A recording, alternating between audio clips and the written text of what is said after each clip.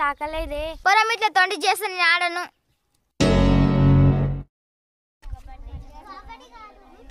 ఏ కుక్క ఆడదాం. ఖోఖో ఆడతాం అన్నోళ్ళు ఖోఖోనే ఆడాలి. కబడ్డీ ఆడతామని వస్తే మేము ఆడిపించుకోం. ముందే చెప్తున్నా. కబడ్డీ కబడ్డీ కబడ్డీ కబడ్డీ.